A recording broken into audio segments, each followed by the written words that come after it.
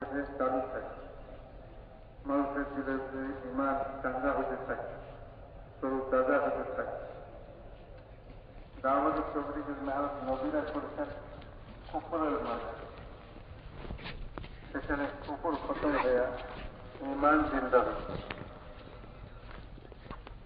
এই উম্মত যদি দাওয়াতের মেহনত ইমানদারদের মধ্যেই করতে থাকে, তো ইমানদারদের ইমানের মধ্যে আরো শক্তি পয়দা হবে।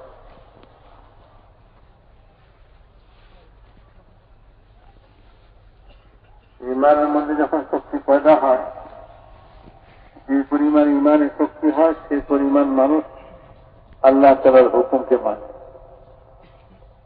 দিনের উপরে চলে। ইমানই হল বুনিয়াদী জিনিস। ইয়াকিন দিলের ভিতরে আল্লাহ করে, আল্লাহ আছেন, আল্লাহ হক, আল্লাহর সঙ্গে সাক্ষাৎ এটাও হক। প্রত্যেকের আল্লাহর সঙ্গে সাক্ষাৎ করে। আল্লাহ তাআলার সমস্ত ওয়াদা হক, আল্লাহ যা বলছেন তাও হক। জান্নাত হক, জাহান্নাম হক। মেরে মোহতরম দোস্ত বুজুর্গ, আল্লাহ তাআলা হক, এ কথা দিলের মধ্যে বসে যায়। আল্লাহর সঙ্গে সাক্ষাৎ হবে, এ কথা বসে যায় দিলের। মানুষ মরতে দেখে, কত মানুষের জানাজা পড়ে, কিন্তু আমারও যে একদিন জানাজা হবে এ কথা স্মরণ হয় না। কিন্তু মানুষ জিজ্ঞাসা করে তার জানাজা। সাহাবীকে একজনে জিজ্ঞাসা করল কার জানাজা? সাহাবী বলেন তোমার জানাজা। লোকটার মনটা খারাপ হয়ে গেল, এরকম একটা জবাব দিল। তোমার কাছে খারাপ লাগতেছে কথাটা, যাও আমার জানাজা। অর্থাৎ এই মুহূর্তে তো সম্পর্কে চিন্তা করা উচিত। তার যেরকম মৃত্যু হয়েছে তোমারও এরকম মৃত্যু হবে। মৌতের পরে কি হবে? আল্লাহ এবং আল্লাহ রসুল করে দিয়ে আল্লাহর সঙ্গে সাক্ষাৎ হবে। কবরে যেতে হবে, সেখানে 3 প্রশ্নের উত্তর দিতে হবে।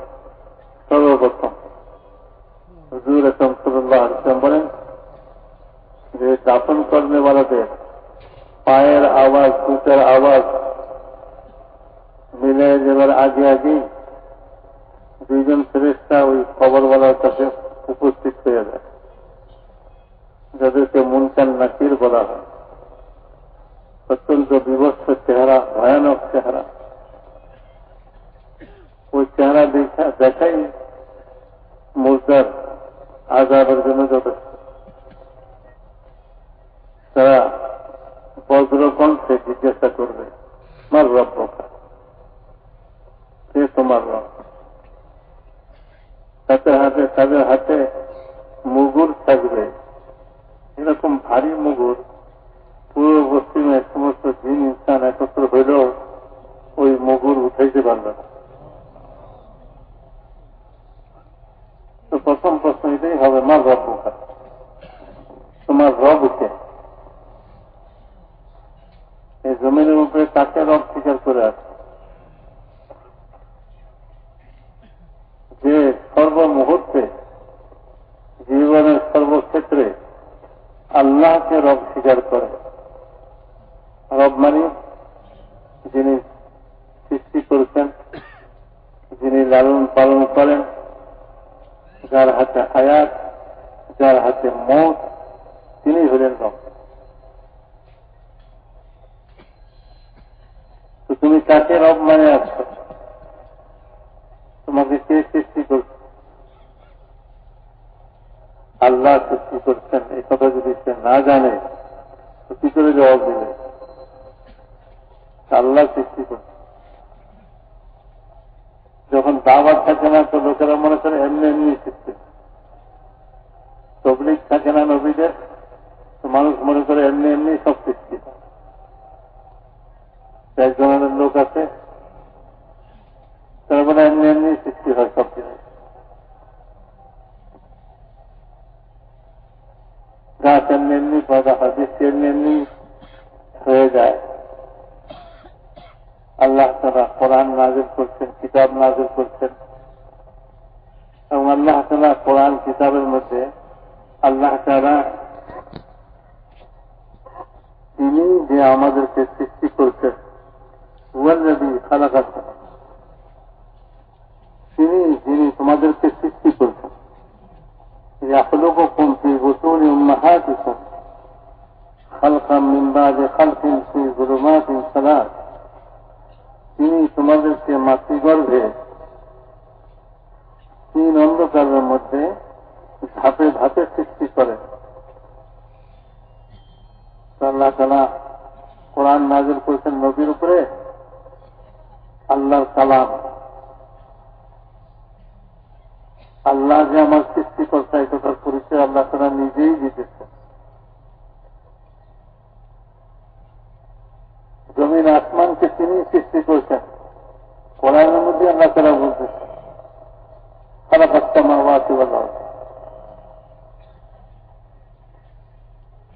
জমিনে যত সৃষ্টি, আসমানে যত সৃষ্টি, সমস্ত সৃষ্টি তিনি হলেন সৃষ্টিকর্তা।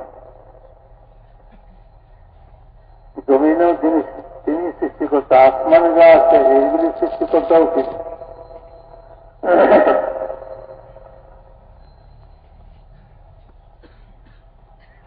সব আল্লাহ তাআলা নিজের পরিচয় দিচ্ছেন। জমিনকে আমি সৃষ্টি করছি, আসমানকে আমি সৃষ্টি করছি। জমিন আসমানের মাঝখানে যত সৃষ্টি দেখো সব আমারই সৃষ্টি। নবীদের দাওয়াতের দ্বারা মানুষ আল্লাহ তাআলাকে চিনে, আল্লাহই সৃষ্টি করনে वाला। আর যখন দাওয়াত থাকে না তো মানুষ আল্লাহকেই ভুলে যায়। আল্লাহ যে খালিক, আল্লাহ যে মালিক, আল্লাহ যে রহমান, আল্লাহ যে রহিম, দয়ালু মেহেরবান, আল্লাহ তাআলার নিয়ামত সর্বক্ষণ বর্ষিত হয়েছে। সমস্ত সৃষ্টি আল্লাহ তাআলার নিয়ামতের মধ্যে ডুবে আছে, এই কথাকে মানুষ ভুলে যায়। মানুষ মনে করে যে চোখ দিয়ে আমি নিজেই দেখি, কান দিয়ে আমি নিজেই শুনি, মুখ দিয়ে আমি নিজেই কথা বলি।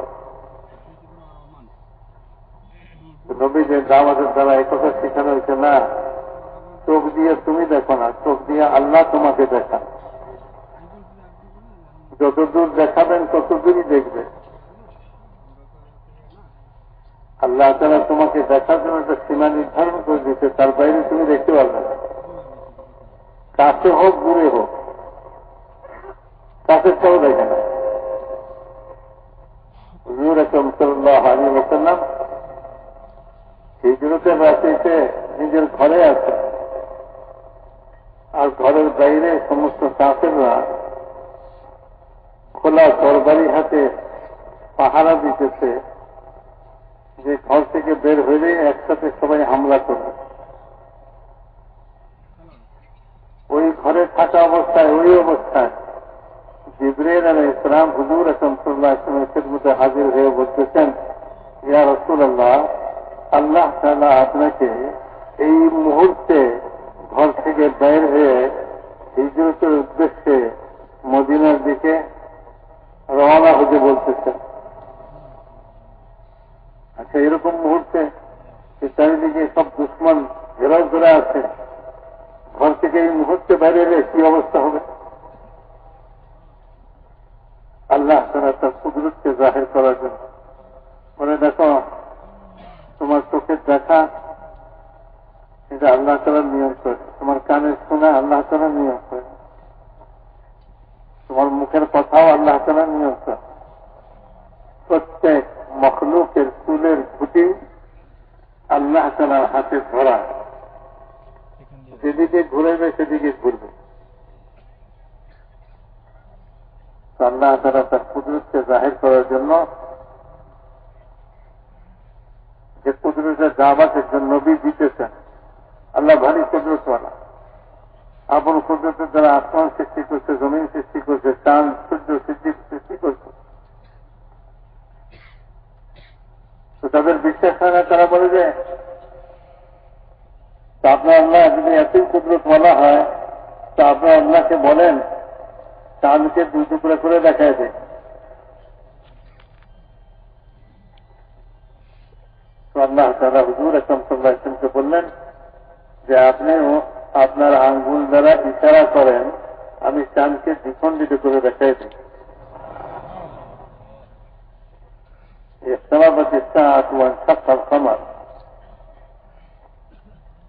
কিয়ামত নিকটবর্তী হয়ে গেছে, চাঁদ দ্বিখণ্ডিত হয়ে গেছে। কিয়ামতের নিকটবর্তী হওয়ার একটা আলামত এটাও যে চাঁদ দ্বিখণ্ডিত হবে। তাদের কিয়ামতের আলামত হুজুর সাল্লাল্লাহু আলাইহি ওয়াসাল্লামের জমানা থেকে প্রকাশ পাওয়া শুরু হয়ে গেছে। यहाँ तक হুজুর আকরাম সাল্লাল্লাহু আলাইহি ওয়াসাল্লাম বলেন আমার আগমনও কিয়ামতেরই আলামত। শেষ যদি এসে গেছে কিয়ামতের দেরি। মেরে মহতরম দোস্ত বুজুর্গ, এই সব কিছু দেখার পরেও আল্লাহ তাআলার কুদরত সম্পর্কে তাদের ইয়াকিন হয় না। আল্লাহ কোথায়, আল্লাহ কি কুদরত।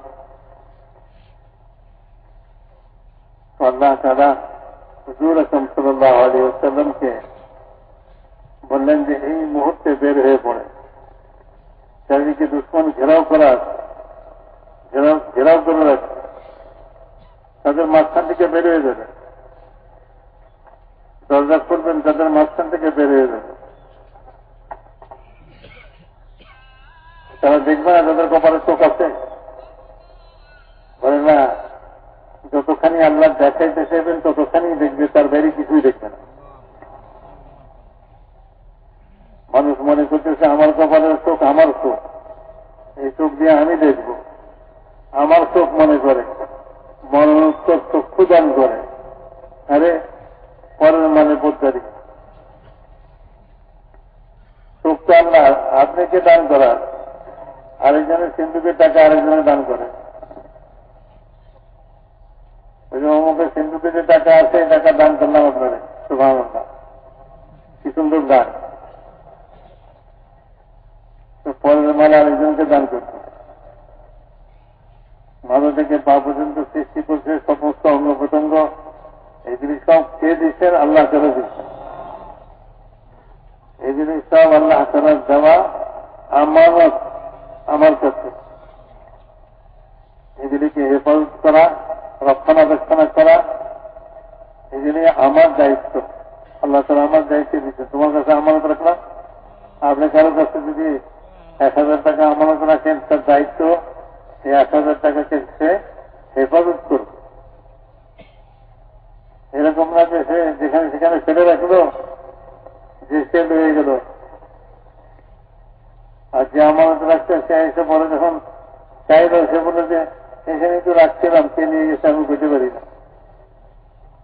আরে আপনার কাছে আমানত রাখছি, আপনি এটা হেফাজত করবেন না?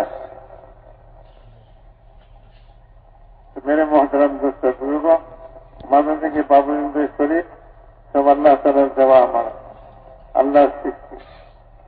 আল্লাহ আমাকে কিছুদিন এটাকে ভোগ করার অনুমতি দিচ্ছেন। আমি এটাকে কিছুদিন ভোগ করতেছি। চোখ দিয়ে দেখতেছি, কান দিয়ে শুনতেছি, মুখে কথা বলতেছি, হাত পায়ে ব্যবহার করতেছি, দিমাগ ব্যবহার করতেছি, পুরো শরীরকে আমি ব্যবহার করতেছি। কিছুদিন পর আল্লাহ তাআলা আবার তার আমানত ছিনিয়ে নিয়ে যাবেন। এই জন্যই হুজুর আকরাম সাল্লাল্লাহু আলাইহি ওয়াসাল্লামের নাতি মৃত্যু সজ্জায় মেয়ে খবর দিচ্ছেন, ইয়া রাসূলুল্লাহ জলদি আসেন, আমার ছেলে মৃত্যু সজ্জায়। হুজুর আকরাম সাল্লাল্লাহু আলাইহি ওয়াসাল্লাম কাজে ব্যস্ত ছিলেন। তিনি বললেন, তাকে বলো লিল্লাহি মা আতা ওয়া লাহু মা আখাযা ওয়া তাসবিরি ওয়া তাহতাসিবি। আল্লাহ যা কিছু দান করেন আল্লাহই করেন, আল্লাহর দান আল্লাহ যখন ইচ্ছা ফিরাই নেন। তোমার যে একটুখানি এটার সঙ্গে মহব্বত পয়দা হয়ে গেছে, সেই জন্য তুমি সবর করো, এবং এটাতে যে তোমার কষ্ট হয়েছে এটার জন্য আল্লাহ তাআলা তোমাকে আলাদা পুরস্কার দিবেন, সে পুরস্কারের আশা করো। এখানে পুরস্কার দেওয়ার কি আছে? একজনের আমানত রাখছে, সে তারা আমানতকে ফেরত নিয়ে গেছে, আমি বসে বসে বেচারা কাঁদতেছে। হ্যাঁ, এতগুলি টাকা আমার কাছে একদিন ছিল, নিয়ে গেল। আর ভাই যে দেখবে সে বলবো কান্দেন কেন? যার জিনিস সেই জিনিস, আপনার কান্দার কি হয়েছে? বলে না, একদিন আমার কাছে ছিল, এটার সঙ্গে প্রত্যেকদিন খুলে খুলে দেখছি, খুলে খুলে গুনছি, একটু মহব্বত লাগছে, এই জন্য দুঃখ হয়েছে। তো দুঃখের জন্য কি যে আমানত রাখছে সে কিছু পয়সা টয়সা দিবে নাকি? আবার বলে দুঃখ লাগবে, দুঃখ লাগুক আপনারা, কিন্তু এটার সঙ্গে মহব্বত লাগাইছেন কেন? এটা তো আমারই মাল ছিল। কিন্তু আল্লাহ তাআলা বড় করিম, বড় রহিম, বড় মেহরবান, বড় দানশীল। উনি বলেন যে আমার জিনিস তোমার কাছে রাখছি, আমি নিয়ে গেলাম, তোমার যে একটু দিন লাগছিল সেজন্য তুমি একটু ধৈর্য ধারণ করো, আর তুমি আমার কাছ থেকে সওয়াবের আশা করো। তোমার যে কষ্ট হয়েছে এটার বিনিময়েও আমি তোমাকে আজরের সওয়াব দিব। এই জন্য কারো ছোট বাচ্চা যখন ইন্তেকাল করে ফেরেশতারা নিয়ে যান, তো আল্লাহ তাআলা বলেন আমার বান্দাবান্দির কলিজার টুকরাকে নিয়ে আসতো। হ্যাঁ, আপনার বান্দাবান্দির কলিজার টুকরাকে নিয়ে আসতো। বলে তারা কি বলছে? বলে তারা আল্লাহ আপনার প্রশংসা করছে। বলে ঠিক আছে, জান্নাতে তাদের জন্য একটা মহল তৈরি করো, যে মহলের নাম হবে বাইতুল হামদ। তারা যখন জান্নাতে যাবে ওই মহলে থাকবে, একটা মহল তৈরি করো। মেরে মহতরাম দোস্ত বুঝব,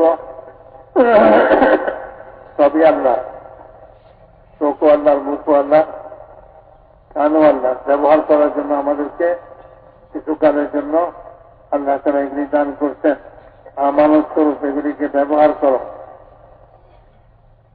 এটা ব্যবহার করার জন্য আবার তরিকা শিখিয়ে দিচ্ছেন, নবী পাঠাইছেন, শরীয়ত পাঠাইছেন, দ্বীন পাঠাইছেন, আল্লাহ তাআলা তার হুকুম পাঠাইছেন। এইভাবে ব্যবহার করো, যেমন খুশি তেমন ভাবে ব্যবহার করো না। তো মেরে মহতরাম দোস্ত বুঝব, যে সমস্ত অঙ্গ প্রত্যঙ্গ দিচ্ছেন সেগুলিও একটা সীমা পর্যন্ত মানুষ এটিকে ব্যবহার করতে পারে, এর বাইরে করতে হয়। চোখ আছে বলেই সবকিছু দেখবে এমন কথা নয়। হুজুর আকরাম সাল্লাল্লাহু আলাইহি ওয়াসাল্লামকে বলেন এই মুহূর্তে বাইরে হয়ে পড়েছে। রাসূল পাক সাল্লাল্লাহু আলাইহি ওয়াসাল্লাম ওই মুহূর্তে ঘর থেকে বাইরে এলেন এবং তাদের মাঝখান দিয়ে তিনি চলে গেলেন। তারা কেউ দেখল না। সকাল পর্যন্ত তারা অপেক্ষায় থাকবে। হুজুর সাল্লাল্লাহু আলাইহি ওয়াসাল্লাম হযরত আবু বকরের ঘরে গেলেন, হযরত আবু বকরকে সঙ্গে নিয়ে রওনা হয়ে গেলেন, গাড়ি শহরে যায় আশ্রয় নিলেন। সকালবেলায় ইবলিস আসছে, ইবলিস শয়তান বলে তোমরা এখানে কি করো? তো আমরা এই ঘরের দরজা খোলার অপেক্ষায় আছি, এই ঘরে যে লোকটা আছে এই লোকটার উপর আমরা হামলা করব। বলে উনি তো বহু আগেই বাইরে চলে গেছেন তোমাদের মাঝখান দিয়ে। মানে বলে কি তাড়াতাড়ি দরজা খুলে দেখে ভিতরে হযরত আলী রাদিয়াল্লাহু তাআলা শুয়ে আছে। হুজুর আকরাম সাল্লাল্লাহু আলাইহি ওয়াসাল্লাম তো মেরে মহতরম দোস্ত অভিযোগ করতে পারি, পুরস্কার ঘোষণা করছে। বলে 100 উট দেওয়া হবে যে মোহাম্মদ সাল্লাল্লাহু আলাইহি ওয়াসাল্লামকে জীবিত অথবা মৃত ধরে আনতে পারবে। চারিদিকে খোঁজ করনেওয়ালা খুঁজতে পেরেছি। রাসূলুল্লাহ সাল্লাল্লাহু আলাইহি ওয়াসাল্লাম গাড়ির শহরের মধ্যে হযরত আবু বকর সহকারে আছেন। খুঁজতে খুঁজতে খুঁজিরা ওইখানে পৌঁছে। আল্লাহ তাআলা গুহার মুখে মাকড়সার জাল বানায় দিচ্ছে, কবুতরের ডিম পাড়াইয়ে দিচ্ছে। ওখানে পয়সা মাকড়সার জাল দেখা তারা বলতেছে এই গুহাতে কেউ নাই, থাকলে তো জাল ছেড়ে দিত, জাল তো ছেড়ে নাই, কাজে এই গুহাতে কেউ থাকতে পারে না। অথচ ভিতরে হযরত আবু বকর বলতেছেন, ইয়া রাসূলুল্লাহ, আমি তো পাও দেখতে পারতেছি, একটু ঢুকলেই সে আমাদেরকে দেখে ফেলবে। আল্লাহ তাআলা তার নবীকে হেফাজত করতেছেন, দিয়ে হেফাজত করে, লোহার গেট দিয়া নয়, কোন পাথর দিয়া নয়, কোন দেওয়াল দিয়া নয়, কোন ফেরেশতা দিয়া নয়।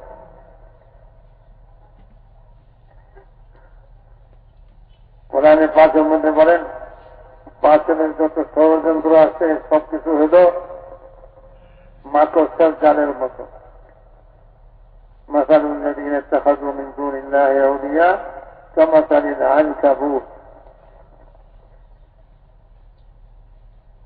اتخذت بيتا وإن أوهن البيوت لبيت العنكبوت اتخذت بيوتا وإن أوهن البيوت لبيت العنكبوت لو كانوا يعلمون।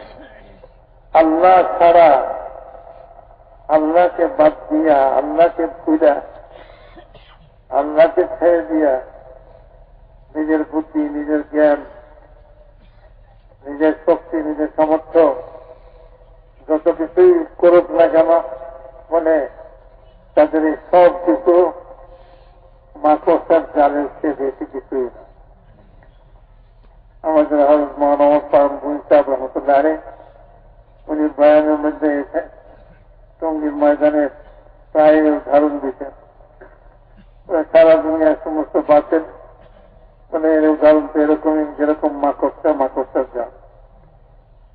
খালি ঘরওয়ালা নাই তো মাকড়সার জাল বোনায় সারা ঘর ভরে রাখে। একদিকে লাল মাকড়সা, আরেকদিকে কালা মাকড়সা, আরেকদিকে সাদা মাকড়সা, উপরে কবুতরে বাসা বাঁধছে, এটার মধ্যে ডিম পারছে। তো ডিমের ছিলকা মাকড়সার জালের উপরে পড়ছে, তার বাসার খড়কুটা মাকড়সার জালের উপরে পড়ছে, জাল ছেড়ে নেয়।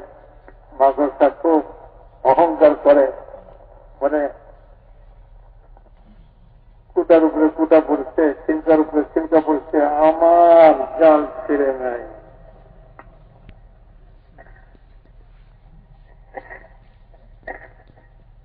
তারা আবার পরামর্শ করে, সব এক জায়গায় একত্র হয়, এদিক থেকে লাল মাকড়সা, ওদিক থেকে সাদা মাকড়সা, ওদিক থেকে কালো মাকড়সা, বিভিন্ন রকম প্ল্যান প্রোগ্রাম, সারা দুনিয়াটাকে কি করে কবজা করা যায়। মেরে মহাদারাম দোষটা বুজুর্গ বলেন যে কিছুদিন পর ঘরওয়ালা আসছে, ঘরওয়ালা এসে দেখে ঘরেতে সব মাকড়সার জাল দিয়ে ভরে ফেলেছে। তো সে কি বোমা আনতে দেবে, না কোন পিস্তল আনতে দেবে, না কোন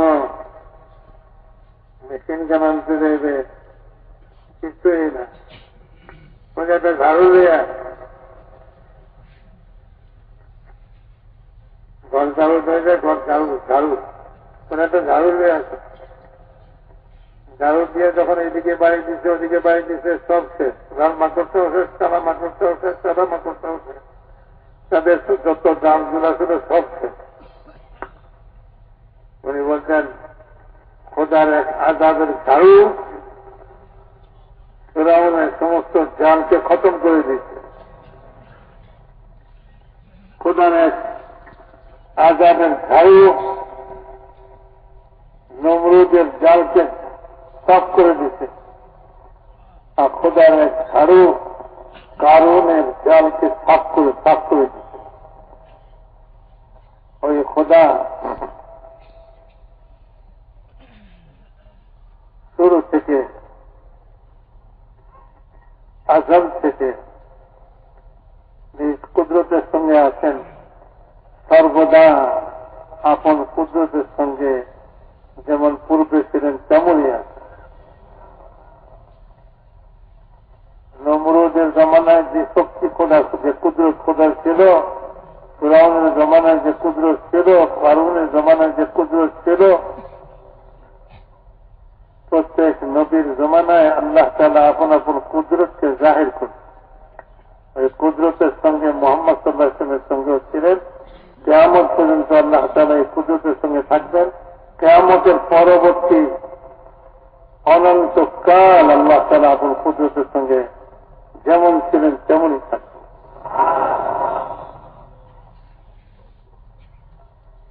মেরে মুহতারাম দোস্ত বুজুর্গ,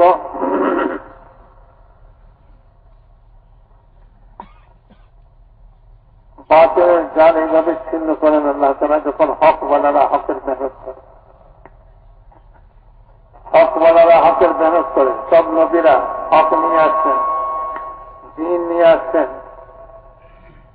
হকের কালেমা নিয়ে আসছেন, লা ইলাহা ইল্লাল্লাহ। যখন এই কালেমার আওয়াজ লাগাইছেন, দাওয়াত চালাইছেন, নূহ আলাইহিস সালাতু ওয়াস সালাম ৯৫০ বছর পর্যন্ত দাওয়াত লাগাইছেন। আল্লাহ তাআলা আযাবের ঝাড়ু তৈরি করতে বলে, হে নবী, ৯৫০ বছর পর্যন্ত তাদেরকে সুযোগ দিলাম, আর তাদেরকে বুঝিয়ে দেন আপনি। যারা আসছে আসছে, যারা আসে নাই তারা আর আসবার নয়। কাজে আপনি নৌকা তৈরি করেন, আমি আযাবের ঝাড়ু চালাইব।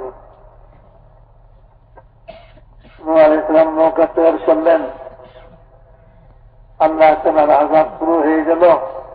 আসমান থেকে পানি, জমিনের ভিতর থেকে পানি, চূড়ার ভিতর থেকে পানি, পানিতে একাকার হয়ে গেল। এক একটা ঢেউ ওই পানিতে পাহাড় সমতুল্য উঠতে থাকে।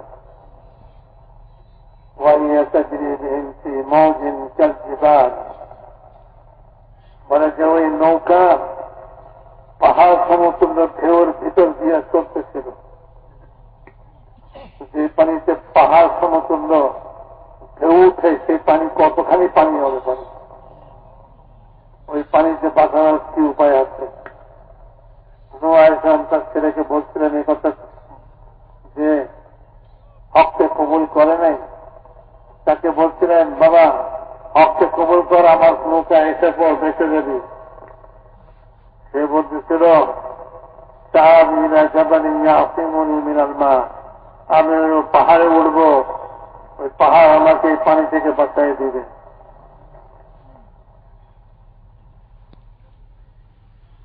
মেরে মুহতারাম দোস্ত, নূহ আলাইহিস সালাম জবাব দিচ্ছেন, লা আসিমাল ইয়াওমা মিন আমরিল্লাহি ইল্লা মান রাহিম। আল্লাহ যাকে বাঁচাবেন, আর সে ছাড়া এই পানি থেকে কেউ বাঁচতে পারবে না, কোন পাহাড় বাঁচাতে পারবে না। ঢেউ উঠল, আর এই ঢেউ ছেলেকে ভাসায় নিয়ে সব খতম করে দিল।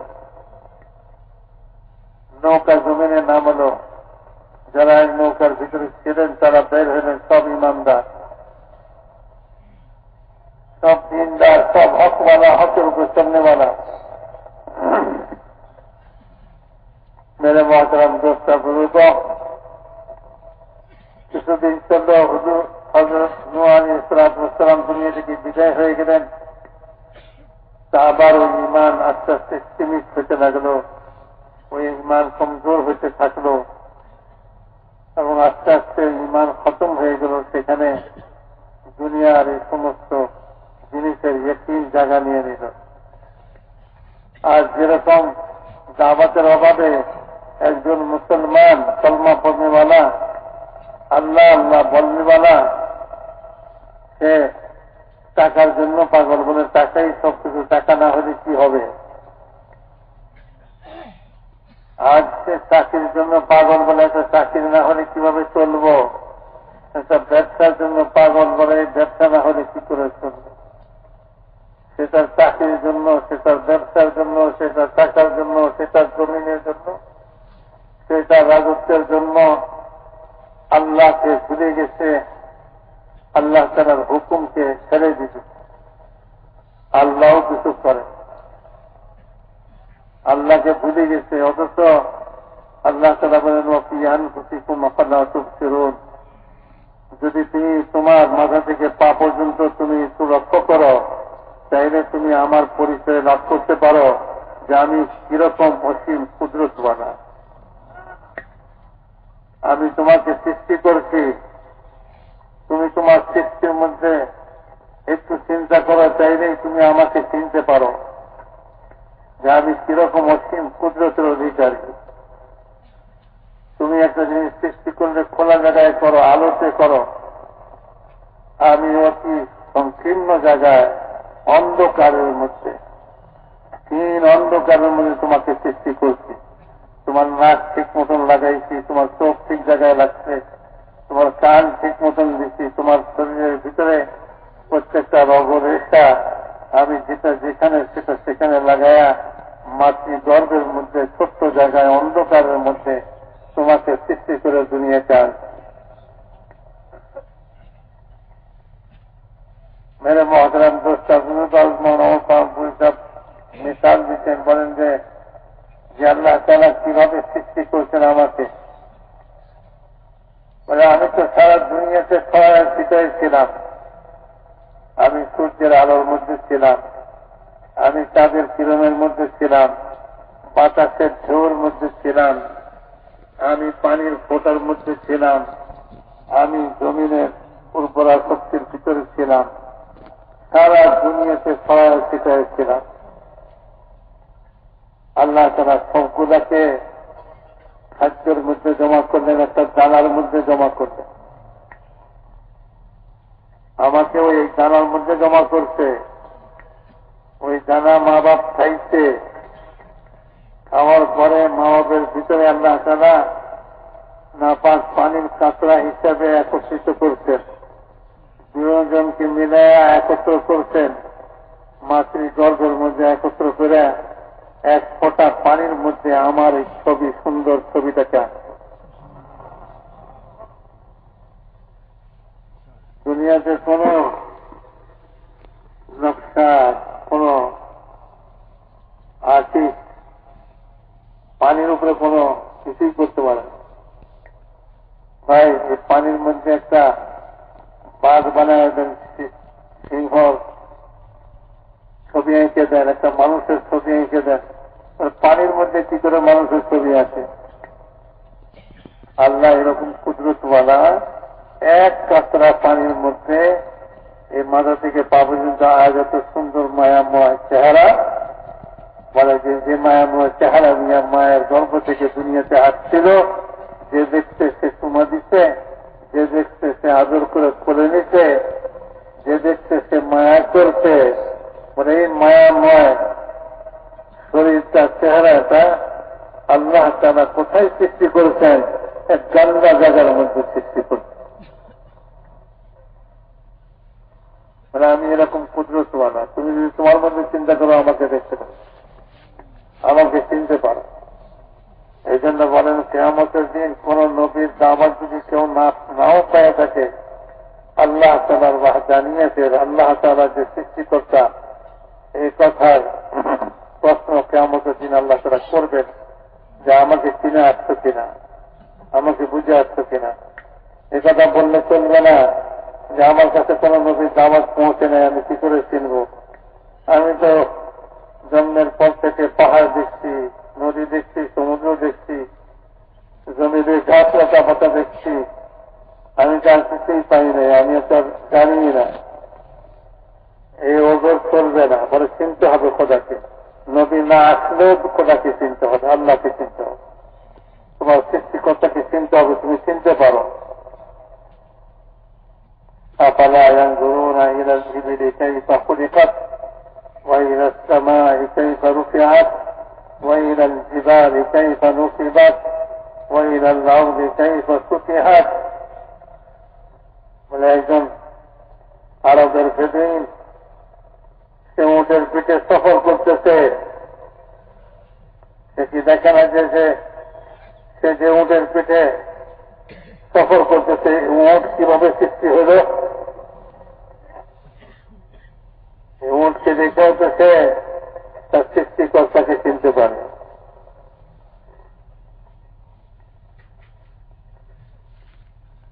কি উপরে আসমান দেখে না? আকাশে তারা নক্ষত্র চন্দ্র সূর্য দেখে না? সেই আকাশের দিকে দেখলেও তো সে আল্লাহকে চিনতে পারে। এত সুউচ্চ আসমান কে সৃষ্টি করল?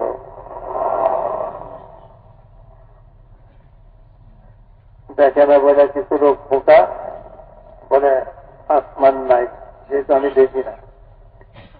দেখে না অনেক জিনিসই দেখে না।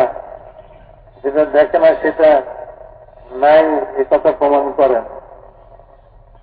একজন স্কুলের মাস্টার সে বলে আল্লাহকে দেখা যায় না। যে জিনিস দেখা যায় না সে জিনিস মানা যায় না। ছাত্রদেরকে শিক্ষা দিতেছে, যা দেখা যায় না তা মানা যায় না। নিয়ম চৌতুর ছাত্র বলে জি স্যার, যা দেখা যায় না তা মানা যায়। সুতরাং আল্লাহ দেখা যায় না, সেজন্য আল্লাহকে মানা যায়। এক ছাত্র ছিল খুব বুদ্ধিমান। সে ছাড়াই বলে স্যার, আপনি যে নিয়মটা বাঁচাইলেন এটা যা দেখা যায় না তা মানা যায় না, এটা কি আপনি আপনার আকল বুদ্ধি দিয়ে নিয়মটা বাঁচাইতেছেন না এমনি? না কেন? জ্ঞান বুদ্ধি দিয়েই বাঁচাইতেছে, আকল বুদ্ধি দিয়েই বাঁচাইছে। সে বলে স্যার আপনার আকলটা একটু দেখাই দেন তো।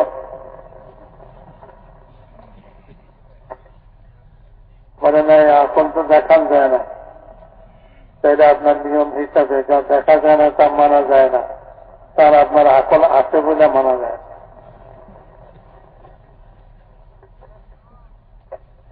আপনি একজন ব্যাকরণ লোক,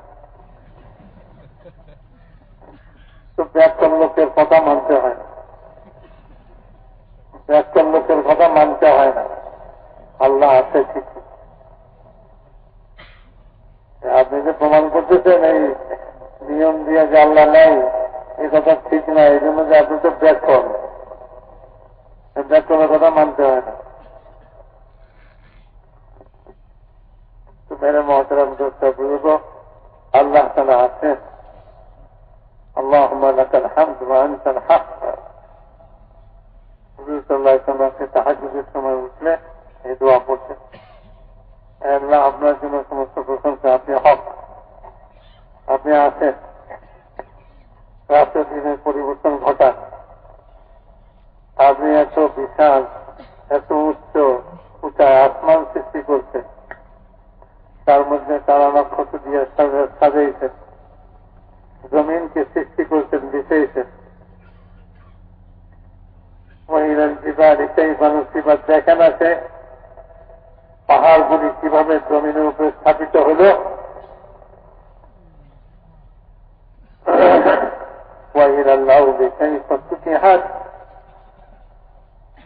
জমিন কিভাবে বিস্তীর্ণ করা হইল, বিছানো হইল,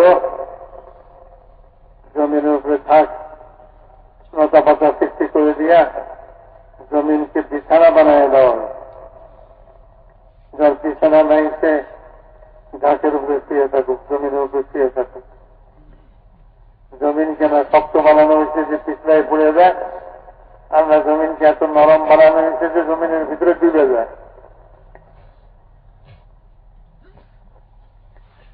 মেরে মহতরম দোস্ত বুঝব, আল্লাহ তাআলা তার সৃষ্টি সব তৈরি করে আসছে, আল্লাহর পরিচয় ইচ্ছে। আল্লাহকে চেনো, আল্লাহ আছেন। হুজুর এখন প্রবেশেন দোয়া পড়তেছেন, আল্লাহুম্মা লাকাল হামদু ওয়া আনতাল হক ওয়া লিকাউকা হাক্কুন। হে আল্লাহ, আপনার সঙ্গে সাক্ষাৎ এটাও হক, অবশ্যই সাক্ষাৎ হবে। মিনহা খালাকনাকুম ওয়া ফিহা নুঈদুকুম ওয়া মিনহা নুখরিজুকুম তারাতান উখরা। এই জমিন থেকে তোমাকে সৃষ্টি করছি, আবার তোমাকে এই জমিনে পুঁতব, আবার তুমি এই জমিনের ভিতর থেকে তোমাকে বাইর করব। কিভাবে জমিন থেকে বাইর হবে এটা দেখো না? যখন বৃষ্টি পড়ে জমিনের ভিতর থেকে ঘাস লতা পাতা সব আপনা আপনি বাইর হয়ে পড়ে, বলে ঠিক এরকম ভাবে তুমিও একদিন এই জমিনের ভিতর থেকে বের হয়ে পড়বে।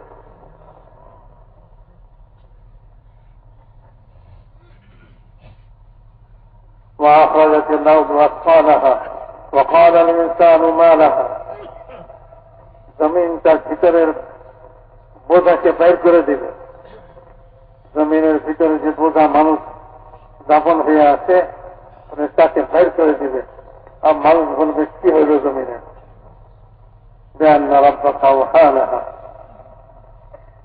আল্লাহ তাআলা জমিনকে হুকুম দিয়েছেন, সেজন্য জমিন তার ভিতরের দাপনকৃত সমস্ত মখলুককে বাইরে ফেলাইছে, বাইরে উঠে।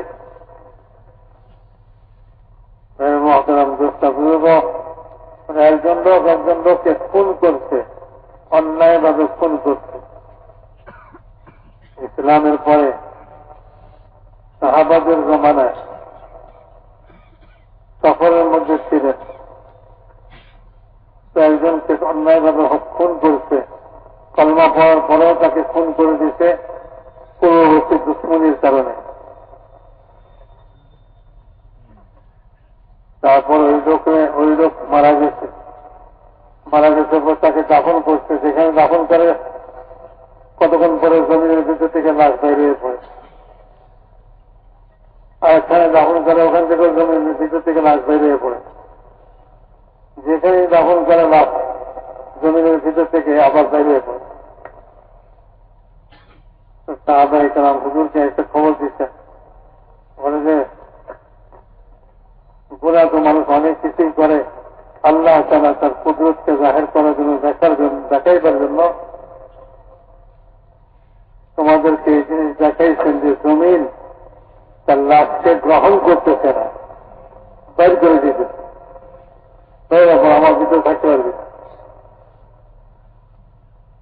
মেরে মহতারাম দোস্তা বুঝব, সমস্ত জমিন আসমানি সবকিছু আল্লাহ তাআলার কুদরতের মধ্যে।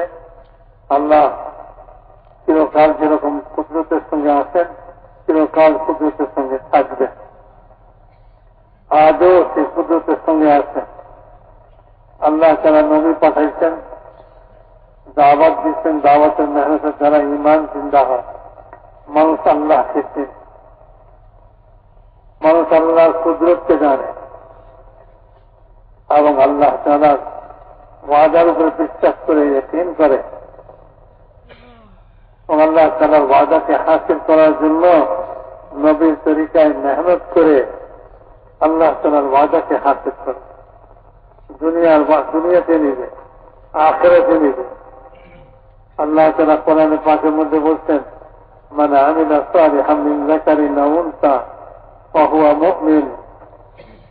যে ব্যক্তি মহিলা হোক আর পুরুষ হোক, নেক আমল করবে, অর্থাৎ নবীর তরিকায় আল্লাহ তাআলার হুকুমকে মানবে ঈমানের সঙ্গে, ভালো কাজ করবে ঈমানের সঙ্গে। ভালো কাজ তো অনেক মানুষই করে, কিন্তু ভালো হিসেবে আল্লাহর কাছে গ্রহণযোগ্য হবে তখন যখন ঈমানের সঙ্গে হবে। যে কেউ নামাজ পড়লে হয়ে যাবে না, ঈমানের সঙ্গে নামাজ চাই। রোজা রাখলেই হবে না, ভুকা থাকলেই রোজা হয়ে যায় না, ঈমানের সঙ্গে। মান সামা রমাদান ঈমানান ওয়া ইহতিসাবান গুফিরা লাহু মা তাকাদ্দামা মিন যামবিহি। হুজুর আকরাম সাল্লাল্লাহু আলাইহি ওয়াসাল্লাম ইরশাদ করেন, যে ব্যক্তি রমজান মাসে রোজা রাখে ঈমানের সঙ্গে এবং আল্লাহ তাআলার আজর ও সওয়াবের পুরস্কারের আশা নিয়ে, আল্লাহ তার পিছনে সব গুনাহকে মাফ করে। যত ভালো আমলই হোক ঈমানের সঙ্গে হইতে হবে। ওই ঈমান দুনিয়াতে মানুষের দিলের ভিতরে ঈমানের জায়গা, মুখে ঈমানের জায়গা নয়। মুখ তো ঈমানের কালেমাকে উচ্চারণ করে। ইবনে মুলাইকা রাহমাতুল্লাহি আলাইহি একজন তাবেঈ, উনি বলেন, আমি 30 জনের উপরে সাহাবী সাক্ষাৎ পেয়েছি যারা তাদের নিজেদের ব্যাপারে মুনাফিক হওয়ার সন্দেহ করতেছিল। সাহাবী মুনাফিক হওয়ার সন্দেহ করতে দিনের ভিতরে তিনি না ফাঁকা হানজালা, আর হানজালা রাদিয়াল্লাহু তাআলা আনহু বিয়ে করে বলে দৌড়তে লাগলেন যে হানজলা মুনাফিক হয়ে গেছে। আর আবু বকর বললেন তাই নাকি, কি কারণ? বলে হুজুর মজলিসে থাকলে একরকম থাকি, ঘরে গেলে আরেক রকম অবস্থা হয়ে যায়, তো কাজী হানজলা মুনাফিক হয়ে। আর আবু বকর বললেন আমারও তো এই একই অবস্থা, হুজুর মজলিসে থাকলে একরকম ইমানের অবস্থা থাকে, আর ঘরে আসলে যে বাচ্চার সঙ্গে যখন আমার প্রমোদে লাগি তখন আরেক রকম অবস্থা হয়ে যায়। তাই আমিও তো মুনাফিক। দুজন হুজুরের কাছে গেছে, আমরা তো মুনাফিক কি হয়েছে? যে আপনার এখানে থাকলে ইমানের যে ক্যাশিয়ে তার অবস্থা থাকে, ঘরে গেলে এরকম থাকে না। হুজুর সান্ত্বনা দিলেন, বলে দেখো কখনো কখনো এরকম অবস্থা হয় যেরকম আমার মজলিসে হয়, আর ঘরে গেলে যে অবস্থা তোমাদের হয় এতে ইমানের কোন অসুবিধা নেই। তা সত্ত্বেও সাহাবায়ে কেরাম রাদিয়াল্লাহু তাআলা আজমাইন কালেমায়ে শাহাদাত পড়তেছেন, আশহাদু আল্লা ইলাহা ইল্লাল্লাহ ওয়া আশহাদু আন্না মুহাম্মাদান আবদুহু ওয়া রাসূলুহু। তারপরেও সন্দেহ করতেছেন কি জানি আমার এই শাহাদাত অন্তর থেকে হইল কিনা, এখন আমার অন্তরের ভিতরে নিফাক রয়ে গেছে। মুনাফিকরাও তো হুজুরের খেদমতে হাজির হয়ে এই কথা বলতেছিলেন, ইন্না ইন্না নাশহাদু আন্নাকা রাসূলুল্লাহ ক্বালু নাশহাদু আন্নাকা রাসূলুল্লাহ। মুনাফিকরা বলতেছিল যে আমরা সাক্ষ্য দিতেছি আপনি আল্লাহর রাসূল। আল্লাহ তাআলা কোরআন শরীফে সূরা মুনাফিকুন নাযিল করলেন, ইযা জাআকাল মুনাফিকুনা ক্বালু নাশহাদু ইন্নাকা লারাসূলুল্লাহ। যখন মুনাফিকরা আপনার কাছে আসে তখন তারা বলে আমরা সাক্ষ্য দিতেছি আপনি আল্লাহর রাসূল। আল্লাহু ইয়ালামু ইন্নাকা লারাসূলুহু। আল্লাহ তাআলাও জানেন যে আপনি আল্লাহর রাসূল। আল্লাহ সাক্ষ্য দিতেছেন মুনাফিকরা মিথ্যা কথা বলছে। তারা যে বলতেছে যে আমরা সাক্ষ্য দিতেছি আপনি আল্লাহর রাসূল, এটা মিথ্যা কথা বলতেছে। মানুষের অন্তর কখনোই মিথ্যা কথা বলে না, মুখ মিথ্যা কথা বলে, অন্তর সত্য কথা বলে। তো তাদের অন্তরে ঈমান নাই, মুখে তারা বলতেছে আশহাদু আল্লাহ আপনি আল্লাহর রাসূল, আমরা সাক্ষ্য দিতেছি আশহাদু আন্নাকা রাসূলুল্লাহ। মেরে মহোদরাম দোস্ত, জীবনে কতবার কালেমায়ে শাহাদাত বলছি, প্রত্যেক নামাজে পড়ে থাকি, বুকের উপরে হাত রেখে কখনো এই কথা কি চিন্তা করছি এই শাহাদাত কি অন্তরের অন্তঃস্থল থেকে বের হইল না খালি আমার মুখ থেকেই বের হইতেছে? নামাজ তো মনেই নেই।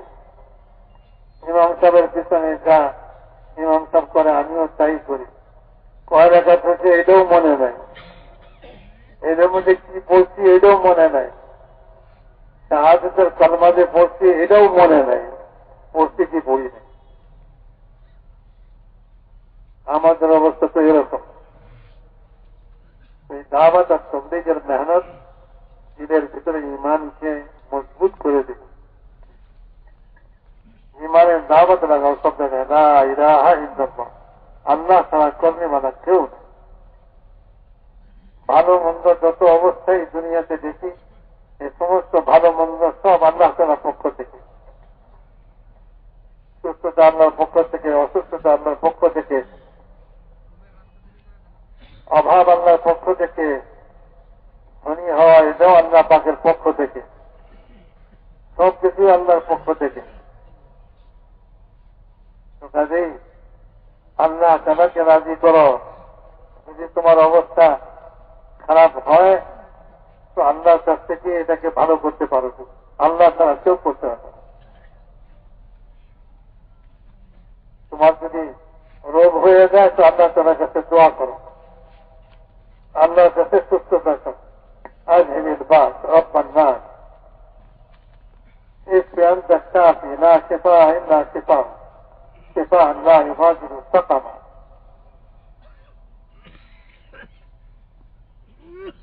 হুজুর আকরাম সাল্লাল্লাহু আলাইহি ওয়াসাল্লাম আর মওকাতে দোয়া শিখে আল্লাহর কাছ থেকে কিভাবে নিবে, আল্লাহ তাআলার ইতাআত করো আর আল্লাহর কাছ থেকে না, আল্লাহর নাফরমানি করো না। যখন তুমি নাফরমানি করবে তো আল্লাহ পাক নারাজ হবে। তুমি নারাজ হইলে কাউকে কিছু দাও না, যার প্রতি নারাজ তুমি অসন্তুষ্ট, তুমি তাকে কিছু দিতে চাও না, তো আল্লাহ অসন্তুষ্ট হইলে আল্লাহর কাছ থেকে কিভাবে নিবে? আল্লাহকে সন্তুষ্ট করো, আল্লাহকে রাজি করো। রাজি করার তরিকা বাঁচাই দিচ্ছে। আল্লাহকে যে রাজি করছে সে আল্লাহর কাছ থেকে নেই। এই জন্য মেরে মহতারাম দোস্ত বুজুর্গ, দিনের এই ইয়াকিনকে সহি করা যে আল্লাহ থেকেই সব কিছু হয়, মখলুক থেকে কিচ্ছু হয় না। মখলুক থেকে কিচ্ছু হয়, টাকা থেকে কিচ্ছু হয়। এই টাকা তো আমার হাতে, আমি ইচ্ছা করলে ছেড়ে ফেলাই, আমি ইচ্ছা করলে এটাকে চুলাই ফেলাই, আমি ইচ্ছা করলে এটাকে ময়লার মধ্যে ফেলাই দিই। টাকা কিছুই কোনো প্রতিবাদই করতে পারে না। টাকা কোনো প্রতিবাদই করতে পারে না। আরে আমাকে কেন ময়লাতে ফেলান, আমাকে কেন চুলাতে ফেলেন? টাকার প্রতিবাদ করার কোন ক্ষমতা নেই। এই টাকা আমার হাজত কি করে পুরা করবে? টাকা হাজত পুরা করেন, আল্লাহ তাআলা হাজত পুরা করেন, জরুরতকে পুরা করেন। যখন ক্ষুধা লাগে আল্লাহর কাছে চাও, আল্লাহর কাছে বলো। মানুষের কাছে, মখলুকের কাছে নিজের ক্ষুধাকে, নিজের অভাবকে কখনোই প্রকাশ করো না। 3 দিন যদি কারো উপরে ক্ষুধা আছে, খাওয়ার মতো কিছু না পায়, আর কারো কাছে কিছু না বলে, আল্লাহ তাআলা তার জন্য 1 বছরের হালাল রুজির ইন্তজাম করে দেন। অনেকে ভুল বুঝে, পয়সা আছে খায় না, ব্যবস্থা আছে খায় না। ওই 1 বছরের হালাল রুজি নিব, তাদের 3 দিন ভুকা থাকে, এটা না। আসল কথা হলো, আল্লাহ যদি তোমার কোনো ব্যবস্থা না করে থাকে তো তুমি মানুষের কাছে বলো না 3 দিন ক্ষুধার্ত থাকো, 1 বছরের হালাল রুজির ইন্তজাম হবে, আল্লাহ করবে। যেমন সাহাবাদের জমানায় করছেন। একজন সাহাবী ঘরে এসে জিজ্ঞাসা করলেন, ঘরে কিছু আছে? তো ঘরে তিনি বললেন যে কিছুই নাই, খাওয়ার মতো কিছুই নেই। আচ্ছা, আমি তো বাইরে থেকে আসি। দরজার চিনে লাগাই দিয়া বলে যে ঘরের মধ্যে যে গাঁথা আছে এটাকে পরিষ্কার করতেছে, চুলা আছে যে চুলায় আগুন লাগাইছে। কেন? বলে প্রতিবেশী যাতে খবর না পায় যে আমাদের ঘরে খাবার দাবার কিছু নাই। চুলায় আগুন দিলে ধোঁয়া উঠবে, প্রতিবেশী মনে করবে যে আমাদের কাছে খাবার আছে। গাঁথা ঘুরাইলে ঘটঘট আওয়াজ হবে, প্রতিবেশী মনে করবে কিছু আছে। প্রতিবেশীকে নিশ্চিন্ত করার জন্য যে আমাদের ঘরে কিছু আছে, আমাদের ঘরে যে ক্ষুধার্ত, প্রতিবেশী যেন কোন রূপেই জানতে না পারে, চুলায় আগুন দিচ্ছে, ধোঁয়া উঠছে, আর যাতা ঘুরেছে খালি যাতা হজরত করে আওয়াজ দিচ্ছে। প্রতিবেশী মনে করতেছে যে এদের ঘরে তো খাবার আছে, নাইলে কি আর ধোঁয়া উঠে, নাইলে কি আর যাতা ঘুরে। কিছুক্ষণ পর স্বামী বাইরে থেকে আসছে, দরজা আওয়াজ দিচ্ছে, দরজা খুঁজতে গেছে, দরজা খুলে পিছন ফিরে দেখে যাতা আপনি ঘুরতেছে আর আটা পড়ছে। চুলার কাছে দেখে যে চুলা ভর্তি হয়ে রয়েছে, কাবাব হয়ে রয়েছে চুলার মধ্যে, সব কাবাব তৈরি হয়ে রয়েছে।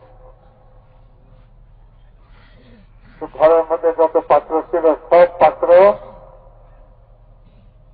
আটা ভরছে। এরপরে যাতার উপরের পাথর উঠাইছে, চুলার আগুন নিভাই দিচ্ছে। আকরাম সাল্লাল্লাহু আলাইহি ওয়াসাল্লামের কাছে যে খবর দিতেন, ইয়া রাসূলুল্লাহ, এরকম এক আশ্চর্য ঘটনা, চাচা আমরা ঘুরতেছে আর আটা বেরিয়েছে, চুলায় কিছুই ছিল না, খালি আগুন, আর চুলার ভিতরে সব কাবাব হয়ে গেছে। হুজুর আকরাম সাল্লাল্লাহু আলাইহি ওয়াসাল্লাম বলেন, কি করলাম? মানে চাচার উপরের পাথর উঠাই ফেললাম, আগুন নিভাই দিলাম। বলে যদি তুমি উপরের পাথর না উঠাইতা, কিয়ামত পর্যন্ত এই জায়গা থেকে আটা বের হতে থাকত।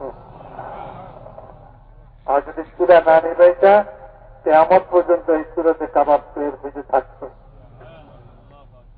সাহাবী কোন চিন্তিত হন নাই, হায় হায় কত বড় ভুল করলাম, না উঠালেই ভালো ছিল, আটার ব্যাপারী হয়ে যেতাম। মানে না না, যে আল্লাহ আজ রুজি দিতে আশ্চর্যজনক ভাবে আপন কুদরতের দ্বারা, সে আল্লাহ কালো রুজি দিবেন। আল্লাহ আপন কুদরতের দ্বারাই জমিনের ভিতর থেকে রুজি বের করে, না মানুষ বের করে? আল্লাহ বের করে। হয়তো কাদা মাটির মধ্যে বীজ ছিটাই দিয়ে মাটি দিয়ে ঢেকে দিচ্ছে, অন্ধকারের মধ্যে বীজ পড়ে আছে, এই অন্ধকারের ভিতরে এই বীজকে ফাটাইয়া চারাকে বের করলো, আসমান থেকে পানি কে বর্ষণ করলো? মেঘ উঠায় কোন সরকার আনতে পারবে? কোন বৈজ্ঞানিক আনতে পারবে? কোন টাকাওয়ালা আনতে পারবে? মানে না, কেউ পারবে। ও মেঘ কোথা থেকে উঠাই দেয় না আল্লাহই জানে। ওই মেঘকে আকাশ ভর্তি করে রাখছে, আর মেঘ উঠতেছে, মেঘকে উড়ে দিচ্ছেন আল্লাহ তাআলা। যেখানে পানির দরকার সেখানে পানি দিতেছে। একজন লোক নিচে দিয়ে হাঁটে, উপরে মাথার উপরে এক টুকরা মেঘ, মেঘের মধ্যে থেকে আওয়াজ শুনতেছে, অমুকের বাগানে পানি দিচ্ছে। যার নাম করলো সে তো অনেক বড় বুজুর্গ লোক হবে নিশ্চয়। দেখি কার জমিনে পানি দেয়, তুমি উপরে মেঘ চলে, সে মেঘের নিচে নিচে চলে। দেখবে পাথরের জমিনে যে মেঘ বর্ষিত হইল, আর একটা নালা দিয়ে ওই মেঘের পানি চলতে লাগলো। তো নালা ধরে ধরে সেও পানি কোন দিকে যায় সেও থাকতে। যেগুলো যে নালার শেষ মাথায় একজন লোক, সে বেচা দিয়ে তার জমিনে পানি দিতেছে, ওই পানি। এখন তারা জিজ্ঞাসা করে, ভাই তোমার নাম কি? বলে, কেন আমার নাম জিজ্ঞাসা করো? বলে যে এই পানি যে মেঘের, সেই মেঘের মধ্যে আমি এক নাম শুনছি, তুমি সেই ব্যক্তি কিনা জানতে চাই। নাম বলতে পারো? বলে যে হ্যাঁ, তোমার নামই শুনছি। তা আমাকে বলো তুমি কি করো, কি আমল করো? এই কথা জিজ্ঞাসা করে না, তুমি কয় টাকার মালিক, কতখানি জমিনের মালিক? না, জিজ্ঞাসা করে যে তুমি কি আমল করো? বলে ভাই তেমন কিছুতে না, এই জমিনে যা কিছু হয় এই জমিনেই 3 ভাগ করি। 1 ভাগ গরিব মিসকিনের হক হিসেবে দিয়ে দিই এখান থেকেই, আর 1 ভাগ ঘরওয়ালাদের হক হিসেবে ঘরে পাঠাই দিই, আর 1 ভাগ এই জমিনের মধ্যেই লাগাই দিই। এই আমলই করি। মানে হ্যাঁ, যেহেতু হকওয়ালাদের হক পরিশোধ করতেছ, আল্লাহ তাআলার হুকুম, হকওয়ালাকে হক দাও, তো আল্লাহ তাআলার হুকুম পুরো হইতেছে। এই জন্য মেঘকে হুকুম হইতেছে তোমার বাগানে পানি দেওয়ার জন্য। মেরে মহতারাম দোস্ত বুজুর্গ, যখন আল্লাহ তাআলার হুকুম দুনিয়াতে জিন্দা হবে, কিন্তু আল্লাহ তাআলার হুকুম জিন্দা হওয়ার জন্য জরুরি হল ইয়াকিন আল্লাহ তাআলার উপরে, ঈমান আল্লাহ তাআলার উপরে। আল্লাহই করে, আল্লাহ ছাড়া বাঁচাই করু কেউ নাই, আল্লাহ ছাড়া করনেওয়ালা কেউ নাই, আল্লাহ ছাড়া হেফাজত করনেওয়ালা কেউ নাই, আল্লাহ ছাড়া ইজ্জত দেনেওয়ালা কেউ নেই। আল্লাহ যদি চান তো ছেড়া কোপ্তার মধ্যে ইজ্জত দিয়ে দিবে, আল্লাহ ইজ্জত দেওয়ার জন্য কোন শাহী পোশাকের মুখাপেক্ষী নন। আল্লাহ ইজ্জত দেওয়ার জন্য ঘর বাড়ির মুখাপেক্ষী নন। আল্লাহ ইজ্জত দেওয়ার জন্য কোন দল বলের মুখাপেক্ষী নন। আল্লাহ ইজ্জত দিয়ে শক্তিশালী হওয়াও কোন আল্লাহ তারা এটাও মুখাপেক্ষী নন যে যাকে ইজ্জত দিব সে কোন শক্তিশালী হোক। আরবের মরুভূমির লোক যাদেরকে দুনিয়াবাসী চিনত না, সাহাবা রাদিয়াল্লাহু তাআলা আজমাইন, তারা ওই মরুভূমিতে বাসকারী লোক যাদেরকে দুনিয়াবাসী কেউ চিনত না, তারা রোম পারস্যের বিশাল সাম্রাজ্য মানে তাদের ভয়ে তারা সবসময় কম্পমান থাকে। হুজুর আকরাম সাল্লাল্লাহু আলাইহি ওয়াসাল্লাম যখন মিনাতে প্রথম দাওয়াত দিতেছিলেন মক্কার জিন্দেগিতে, এক কবিরার কাছে যেয়ে বললেন যে আল্লাহ যদি এমন দিন নিয়ে আসে তোমাদের জীবনে যেদিন রোম পারস্যের শাহজাদিরা তোমাদের ঘরে গোলাম বান্দি হয়ে আসে, সেদিন কি তোমরা আল্লাহ তাআলার তাসবিহ তাহমিদ পড়বে? একজনের মুখের উপরে হাত রাখে বলে সব না, এমন কথা মুখে উচ্চারণ করেন না। যদি রোম পারস্যের সম্রাটরা এই কথা শুনতে পায় যে আমরা এমন স্বপ্ন দেখতেছি, তাইলে আমাদেরকে ধূলিসাৎ করে দেবে। রোম পারস্যকে যারা এত ভয় পায়, মেরে মহতারাম দোস্তা বুজুর্গ, খন্দকের যুদ্ধের সময় রাসূলুল্লাহ সাল্লাল্লাহু আলাইহি ওয়াসাল্লাম পাথর ভাঙতেছেন আর চারিদিকে আলো ছিটায় পড়তেছে, সাহাবারা তাকবীর দিতেছেন, রাসূলুল্লাহ সাল্লাল্লাহু আলাইহি ওয়াসাল্লাম হুজুর বললেন আমাকে মিশরের সমস্ত শহরগুলি দেখানো। সাহাবারা বলতেছেন ইয়া রাসূলুল্লাহ দোয়া করেন আল্লাহ যেন এই মিশরবাসীর উপরে আমাদেরকে বিজয় দান করেন। হুজুর দোয়া করলেন, সাহাবারা আমিন বললেন। যারা অবিশ্বাস করলো তারা বলল পেটে ভাত নাই, ক্ষুধার যারা পেটে পাথর ভাঙছে, শীতের কাপড় নাই, শীতে ঠকঠক করে কাঁপে, দুশ্মনের ভয়ে পাথর ভাঙা খন্দক খোদাই করতেছে, আর উনি মিশর বিজয়ের স্বপ্ন দেখাইছেন। তারা এটাকে স্বপ্নই মনে করছে, কিন্তু যাদের দিলের ভিতরে ইয়কিন পয়দা হয়ে গেছে তারা বলে এটাই হবে, এটাই হবে। আর এক বাড়িতে আলো ছড়ায় পড়ছে বলে রোমের সমস্ত শহরগুলি দেখাই দিচ্ছেন আল্লাহ তাআলা। সাহাবারা বলেন ইয়া রাসূলুল্লাহ দোয়া করেন রোমও যেন আল্লাহ তাআলা আমাদেরকে রোমের উপরে যেন বিজয় দান করেন। আরেক বাড়িতে পারস্যের সমস্ত শহরগুলি দেখাই দিচ্ছে, দোয়া করেন যেন এই পারস্যের উপরে আমাদেরকে বিজয় দান করেন। মুনাফিকরা বলতেছে যাদের দিলে ইয়কিন নাই, তারা কয়ে পেটে পাথর ভাঙছে, খাওয়ার অভাবে, কাপড় শীতের অভাবে কাপড় নাই, ঠকঠক করে কাঁপে, আর দুশ্মনের ভয়ে খন্দক খোদাই করতেছে, আর উনি এই সমস্ত লোকদেরকে রোম পারস্য বিজয়ের স্বপ্ন দেখাইছে। একজন সাহাবী বললেন, সাহাবী হুজুর বললেন হীরা শহরের নাম শুনছ, দেখছ? বলেন না দেখি নাই, নাম শুনছি, পারস্যের একটা শহর। মানে আমাকে আল্লাহ তাআলা যেন দেখাই দিয়েছেন যে হীরা শহরকে তোমরা জয় করতেছ, আর হীরা শহরের সর্দারের মেয়ে সাদা খচ্চরের উপরে কালো চাদরে আবৃত হয়ে আত্মসমর্পণ করার জন্য আসছে। ওই সাহাবী বলেন ইয়া রাসূলুল্লাহ আমাকে দিয়ে দেন আপনি। চিন্তা করেন কিরকম ইয়কিন হলে এরকম কথা বলে।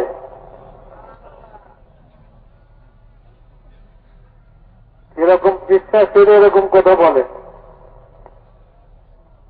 হুজুর বলেন দিয়ে দিলাম তোমাকে। ওই সাহাবী বলেন সেই হীরা শহর যে সমস্ত সাহাবাদের জামাত জয় করছে, আমিও তাদের মধ্যে ছিলাম। আমার আর কোনো কাম নাই, সবাই তো গনিমতের মাল একত্র করতেছে, আমি ওই রাস্তার উপরে যেয়ে বসে রয়েছি। দেখলাম হুজুর আকরাম সাল্লাল্লাহু আলাইহি ওয়াসাল্লাম যা যা বলছিলেন, যেরকম বলছিলেন, বলে ঠিক ওরকমই সাদা খচ্চরে চড়ে তারা কালো চাদরে আবৃত আসতেছে। আমি দৌড়ে দেয়া ওই খচ্চরের লাগাম ধরে ঘটনা দিলাম যে খচ্চর এবং খচ্চরের পিঠে যে আরোহী, বলে এটা সব আমার। আপনারা বলেন, আরে এখনো গনিমতের মাল বন্টন হয় নাই, তুমি এই ঘোষণা কি করে দাও? চলো আমিরের কাছে। আমিরের কাছে ধরে দেয়। আমির এবারে তুমি এই কাজ কেমনে করলে? বলে এটা তো আমাকে রাসূলুল্লাহ সাল্লাল্লাহু আলাইহি ওয়াসাল্লাম ওই দিনই দিয়ে দিয়েছেন, যেদিন তিনি এই শহর জয় হইবার সুসংবাদ দিয়েছিলেন। একটা চাই নাকি সাক্ষী আছে? তো মজলিসের মধ্যে দু চারজন সাক্ষী তো পাওয়াই যায়। বলছে যে হ্যাঁ আমরা সাক্ষী আছি। ওই সাহাবীকে দিয়ে দিচ্ছি, যাও তোমারই। রাসূলুল্লাহ স্টেশন দিতে তার কথা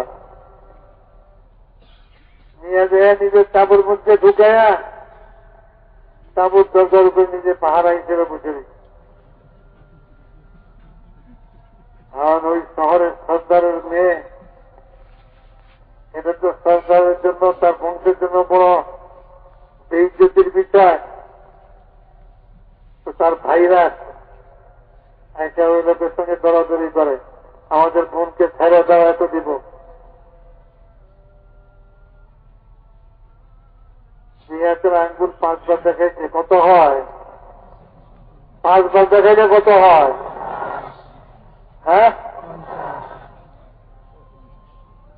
আর 10 বার দেখাইলে তো 10 বার দেখাইছে,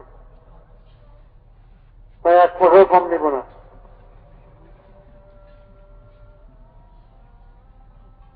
তোরা সর্দার, পয়সার অভাব আছে,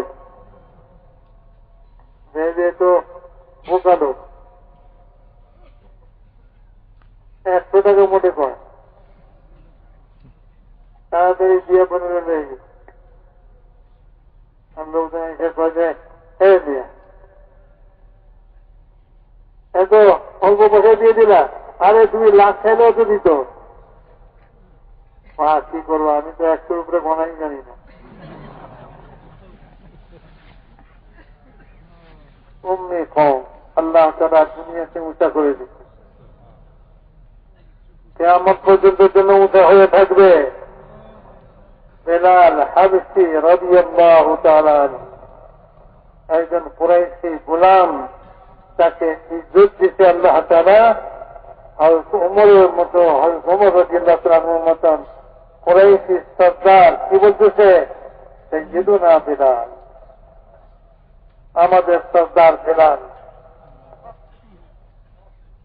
যে বেলালকে গলায় রশি বেঁধা কানের মতো হেসে হেসে মক্কার গলি গলিতে ফিরতেছে বাচ্চারা। একদিন বেলালের অবস্থা এই ছিল, রাতভর সবাই মিলা মারতে থাকে, সমস্ত শরীরটা 10 জনে মিলা তাকে চাবুক মারতে, শরীরে কি থাকে আর। দিনের বেলা গরম রোদের উপরে শোয়াই দিয়া, গরম বালুর উপরে শোয়াই দিয়া, বুকের উপরে ভারী পাথর চাপা দিয়ে দিচ্ছে। আর ওই অবস্থায় বলছে আহাদ আহাদ আহাদ। আর ওই সমস্ত মক্কার লোকেরা তাকে বলতেছে বেলাল আহাদ আহাদ, আর কতকাল এইভাবে মরবি? কিন্তু হযরত বেলাল রাদিয়াল্লাহু আনহু একই কথা, আহাদ আহাদ আহাদ। আল্লাহ তাআলা ওই গরম বালুর উপর থেকে উঠাইয়া বুকের ভারী পাথর ছাড়াইয়া আল্লাহ তাআলা সরদার বানায় দিতে সাইয়্যিদুনা বেলাল। কি লাগছে আল্লাহ? না টাকা লাগছে না পয়সা লাগছে? না আমিরই লাগছে না কিছু লাগছে, না পোশাক লাগছে না খাবার লাগছে, কিছুই লাগে নাই। একজন হাবশী লোক, যার ঠোঁট মোটা, চেহারা কালো, দেখতে সুন্দর নয়, লকব পেয়ে গেছে মুয়াজ্জিন রাসূলুল্লাহ, আল্লাহ রাসূলের মুয়াজ্জিন। কিয়ামত পর্যন্ত জন্য মানুষের কাছে তার পরিচয় আল্লাহ রাসূলের মুয়াজ্জিন। আসমান মালা বলতেছে আজ আজানের আওয়াজ শোনা যায় নাই, কি বেলাল আজান দেয় নাই? কারণ বেলালের প্রতিদিনের আজানের আওয়াজ আসমান মনে রাখছে। মেরে মোহতারাম দোস্তা বুজুর্গ, আওয়াজ পৌঁছাইতেও আল্লাহ তাআলার মাইক লাগে না, আমার খামাখাই চিল্লাই, শোনা যায় না, শোনা যায় না, শোনা যায় না। মেরে মোহতারাম দোস্তা বুজুর্গ, হযরত বেলালের জমিনের আওয়াজ আসমান বলারা শুনতেছে কোন মাইক দিয়া? কিছুই লাগে নাই। মিনাতে রাসূলুল্লাহ সাল্লাল্লাহু আলাইহি ওয়াসাল্লাম খুতবা দিতেছেন, সাহাবারা বলেন আমরা প্রত্যেকেই নিজ নিজ অবস্থানে বসেছিলাম, নিজ নিজ অবস্থান থেকে আমরা রাসূলুল্লাহ সাল্লাল্লাহু আলাইহি ওয়াসাল্লামের খুতবা শুনতেছিলাম, আমরা কোনো একত্র হইনি, হুজুরের কাছে যেয়ে বসি নাই আওয়াজ শোনার জন্য। ওদিনের আওয়াজ প্রত্যেকের কানে কে পৌঁছাই দিতে? আল্লাহ পৌঁছাই দিচ্ছে। আর ওমর রাদিয়াল্লাহু তাআলা আনহু খুতবা দেওয়ার সময় বলতেছেন, ইয়া সারিয়াতুল জাবাল, হে সারিয়া পাহাড়ের দিকে পিঠ করো।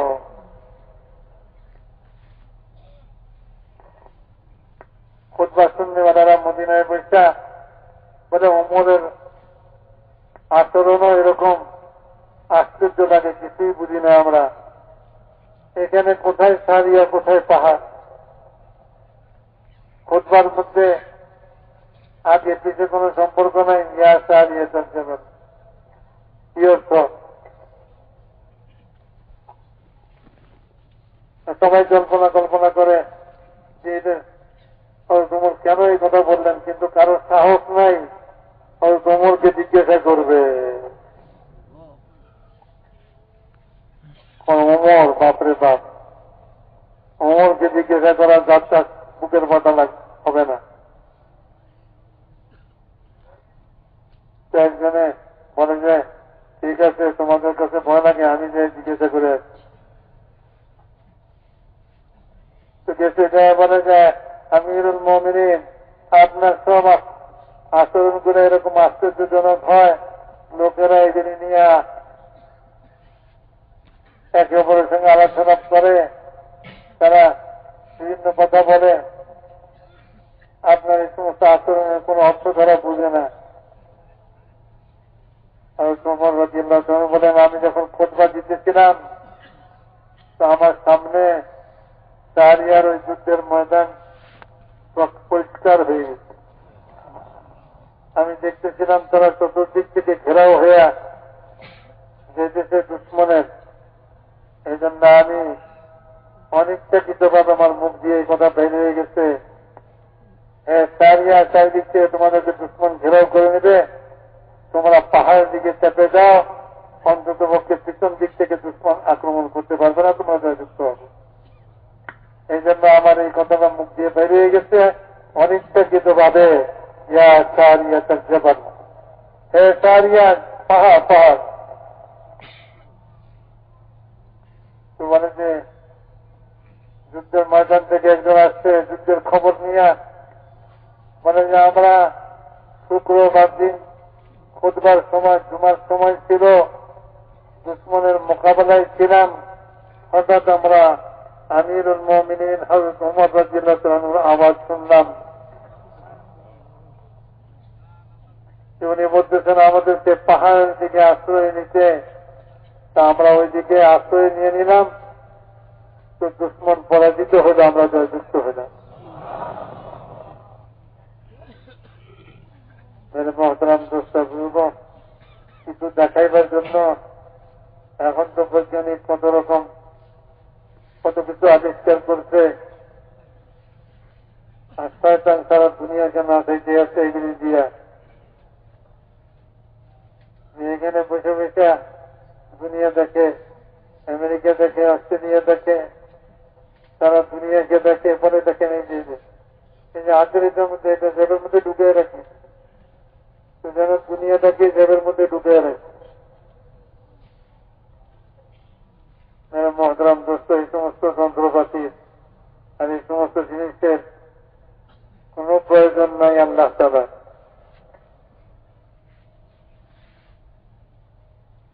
আপনার বাদশা যারা যে মহাজিরিনদেরকে আশ্রয় দিচ্ছিল, সে যখন ইন্তেকাল করলো নাজাশী, তো রাসূলুল্লাহ সাল্লাল্লাহু আলাইহি ওয়াসাল্লাম মক্কায় বসে খবর দিয়ে দিলেন, মদিনাতে বসে, যে তোমাদের ভাই নাজাশী ইন্তেকাল করছে, আসো তার জানাজা পড়ি। রাসূলুল্লাহ সাল্লাল্লাহু আলাইহি ওয়াসাল্লামের জন্য নাজাশীর জানাজা পর্যন্ত সমস্ত আয়ালকে আল্লাহ দূর করে দিচ্ছিল। তো মেরা মহতারাম দোস্তা বুজুর্গ, আল্লাহ তাআলার সৃষ্টি যেরকম খুশি এরকম সৃষ্টি, যে লাকাদ খালাকনাল ইনসানা ফি আহসানি তাকওয়িম, দেখলে মায়া লাগে, মহব্বত লাগে, এমন সুন্দর চেহারা কানা কে আবিষ্কার করলো? কোন বৈজ্ঞানিক, কোন কারণে আবিষ্কার করছে? কোন ফেরাউনে আবিষ্কার করছে? কোন নমরুদে আবিষ্কার করছে?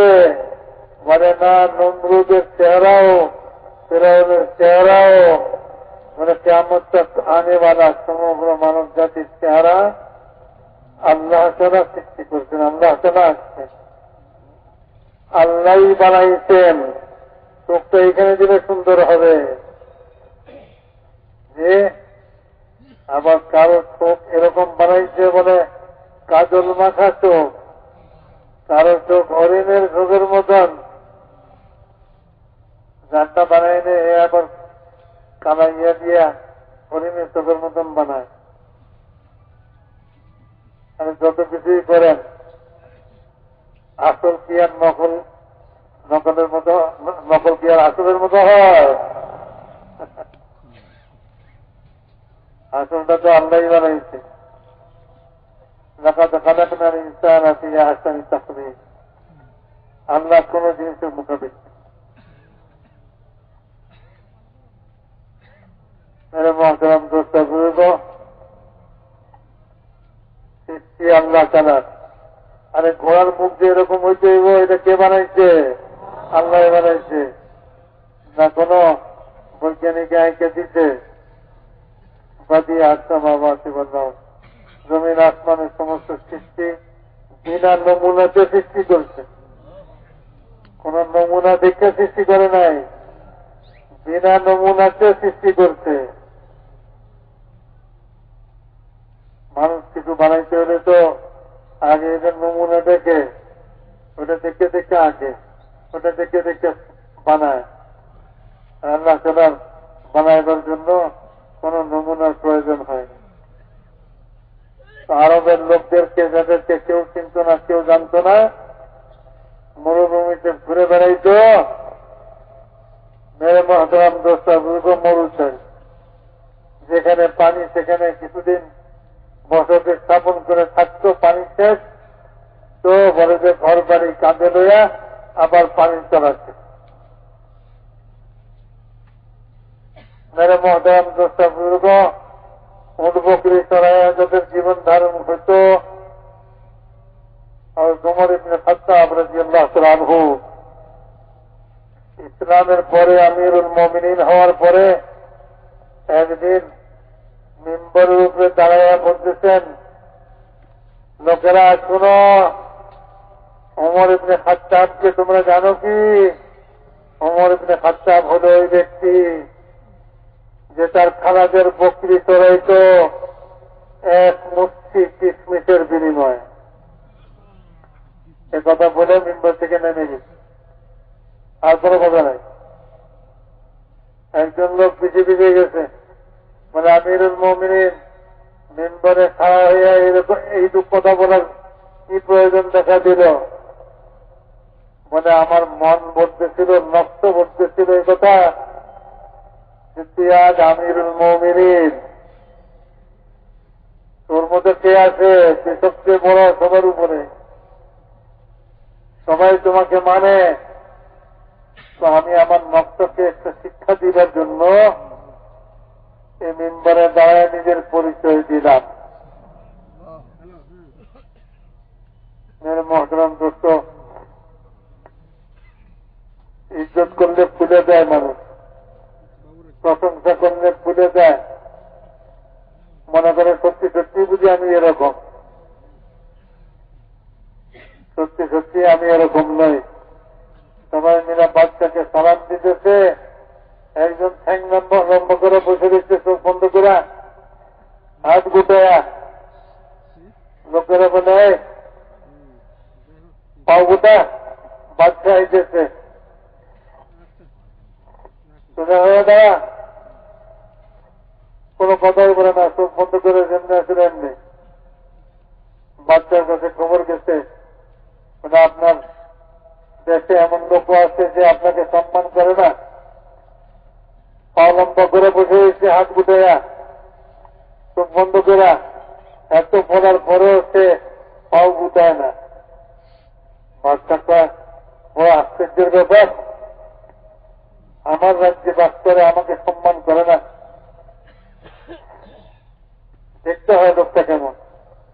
নেমে গেছে ঘোড়ার পিঠ থেকে, যায় যে ঠিকই হাত দুইটা বন্ধ রাখছে, পাওটা লম্বা করে রাখছে, চোখটা বন্ধ করে রাখছে। বাচ্চা জিজ্ঞেস করে, এই মিয়া কবে থেকে ঠ্যাং লম্বা করা শিখছ? তো লোকটা চোখ বন্ধ রেখেই বলে, যেদিন থেকে হাত গুটাইছি সেদিন থেকে ঠ্যাং লম্বা করে দিচ্ছি।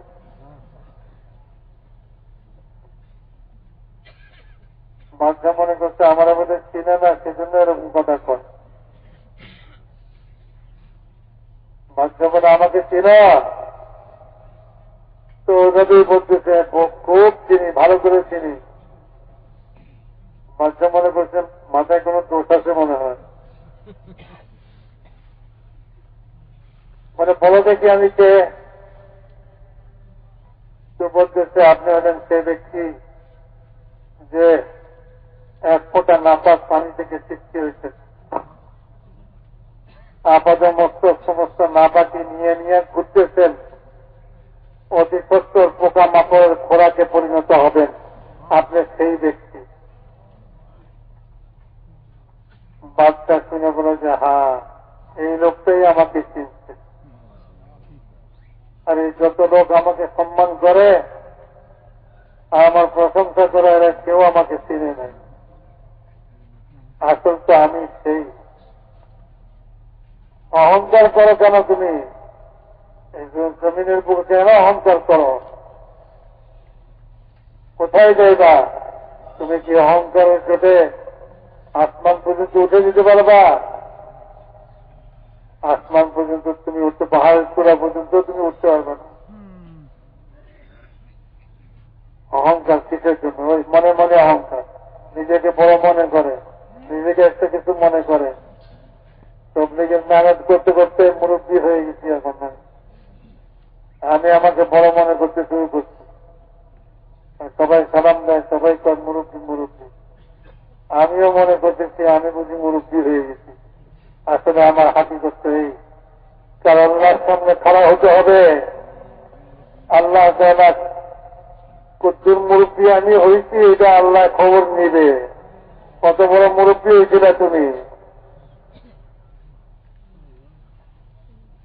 আল্লাহ তাআলা মেহেরবানি করে দোষ গুনাহ সব আপন পর্দা দ্বারা ঢেকে রাখছেন বলে আজ বাহাদুরি করতেছি, বড়াই করতেছি। যদি আল্লাহ তার পর্দাকে সরাইয়া দেয়, কেউ মুখের উপরে থুতু দিতেও রাজি হবে না। আল্লাহ তাআলার ইহসান, আল্লাহ তাআলার দয়া, আল্লাহ তাআলার মেহেরবানি। মেরে মোহতারাম দোস্ত বুজুর্গ, সাহাবাদেরকে আল্লাহ তাআলা সত্যিকারী ইজ্জত আর সম্মান দিতেন। আর ওমর রাদিয়াল্লাহু তাআলা আনহু ফাটা কোর্তা, ছিঁড়া কোর্তা, জুতা কাঁধে আর লুঙ্গি উঠাইয়া পানি পার হইতেছেন, উটের লেগাম এক হাতে ধরে রাখছেন। মুসলিম বাহিনীর সেনাপতি হযরত আবু উবাইদা উনি বলতেছেন, আমিরুল মুমিনিন, আপনার এই বেশভূষা, মাথার চান্দি রোদে টকটক করতেছে, মাথায় খানা টুপিও নাই, পরনের কাপড় ময়লা হয়ে গেছে, ছিঁড়ে গেছে, এইভাবে আপনি জুতা কাঁধে দেওয়া পানি পার হইলেন। হায় হায়, এখানকার লোকেরা তো অত্যন্ত ভালো পোশাক পরে, ভালো খায়, ভালো ভালো ঘর বাড়িতে থাকে, আজ তো তাদের সামনে আমাদের বড় বেইজ্জতি হয়ে গেল। ওমর রাদিয়াল্লাহু আনহু বুকের মধ্যে এক ঘুষা মারলেন আর বললেন, হ্যাঁ আবু উবাইদা, তুমি ছাড়া আর কেউ যদি এই কথা বলতো তো আমি এমন তাকে শাস্তি দিতাম যে কিয়ামত পর্যন্ত উম্মতে মুহাম্মাদের জন্য শিক্ষণীয় বিষয় হইত। হ্যাঁ আবু উবাইদা, আমাদেরকে আল্লাহ তাআলা একমাত্র ইসলাম আর দ্বীন দিয়ে ইজ্জত দিচ্ছেন। যদি আমরা ইসলাম আর দ্বীন ছাড়া আর কোন জিনিসের দ্বারা ইজ্জত তালাশ করি তো আল্লাহ তাআলা আমাদেরকে আবার সেই উটবকি চালানোর কাজে মরুভূমিতে মরুচারী বানায় দেওয়া আল্লাহ তাআলার কাছে কোন কঠিন বিষয় না। কে চিনত ওমরকে, কে চিনত আবু বকরকে, কে জানত ওসমানকে, আলীকে, কে জানত সাহাবারাকে, কে জানত বিলাল হাবশিকে। আল্লাহ তাআলা এরকম কওমকে আর জাতিকে ঈমান, আমাল আর এর দাওয়াত নিয়ে যখন আল্লাহর রাস্তায় তারা বের হলেন তো আল্লাহ তাআলা তাদেরকে ইজ্জত আর সম্মান দিলেন। যেখানে কোন সাহাবীর কবর জানা যায় সেখানে মানুষের ভিড়, মানে এখান থেকে একটু বরকত নেই। মারা যাওয়ার পরে তাদের কবর থেকে পর্যন্ত বরকত নিতেছে মানুষ। মেরে মোহতারাম দোস্ত বুজুর্গ, আল্লাহ রাব্বুল ইজ্জত এত বড় এক উঁচা কাম হুজুর আকরাম সাল্লাল্লাহু আলাইহি ওয়াসাল্লামের খতমে নবুয়তের তোফাইলে এই উম্মতকে দিয়েছিলেন। এই কাজ দ্বারা ঈমান জিন্দা হইয়া, আল্লাহ পাকের আহকামাত জিন্দা হয়ে, দ্বীন জিন্দা হয়ে, মেরে মোহতারাম দোস্ত এভাবে আল্লাহ তাআলা আসমান জমিনের সমস্ত সৃষ্টিকে আমাদের জন্য বাধ্য করছেন, যেমন সাহাবাদের জন্য বাধ্য করছেন।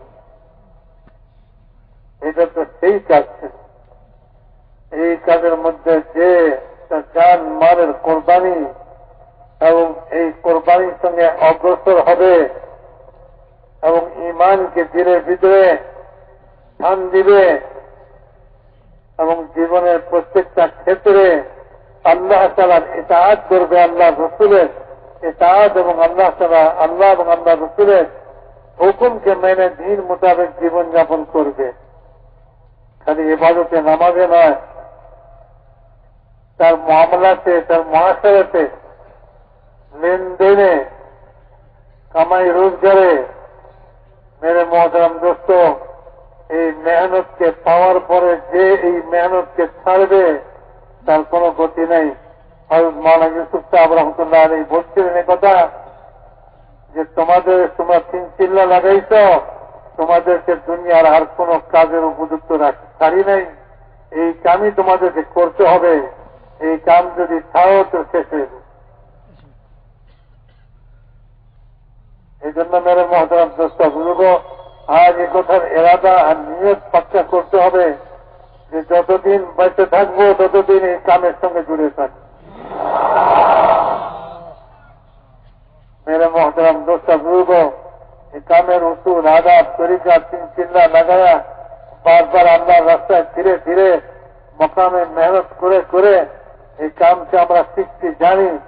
যেমন উসুল আর নিয়ম মতো আছে, সেই উসুল নিয়ম মতো যে এই কামকে করবে জান মালের কোরবানির সঙ্গে দুনিয়াকে পিছনে রেখে এই কামকে আগে রেখা যে এই কামকে করবে, আল্লাহ তাআলা যেমন সাহাবাদের জন্য দুনিয়াকে বাধ্য করছিলেন, আল্লাহ তাআলা কিয়ামত পর্যন্ত যে এই কাম করবে তার জন্য দুনিয়াটাকে বাধ্য করবে।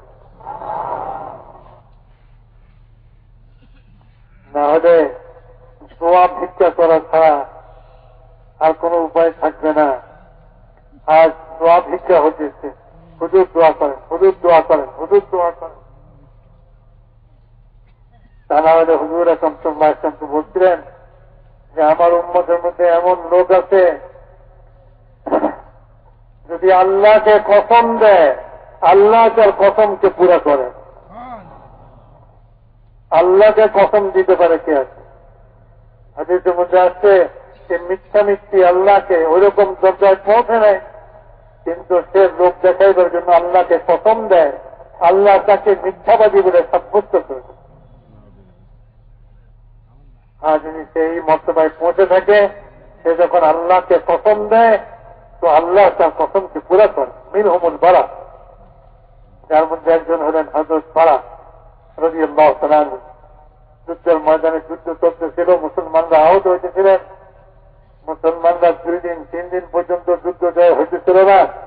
হযরত বারা রাদিয়াল্লাহু তাআলার কাছে এসে বলেন, বারা, হুজুর সাল্লাল্লাহু আলাইহি ওয়াসাল্লাম আপনার সম্পর্কে বলছেন আপনি যদি আল্লাহকে কসম দেন আল্লাহকে কসমকে পুরা করেন। আজ আপনি আল্লাহকে কসম দেন যে মুসলমানদেরকে বিজয় দান করেন আল্লাহ তাআলা। আর বারা রাদিয়াল্লাহু তাআলা বললেন, আমি আজ আল্লাহকে কসম দিব। তো তিনি বলেন, আল্লাহ আপনাকে কসম, আজ মুসলমানদেরকে বিজয় দান করেন আর বারাকে শাহাদাত দান করেন।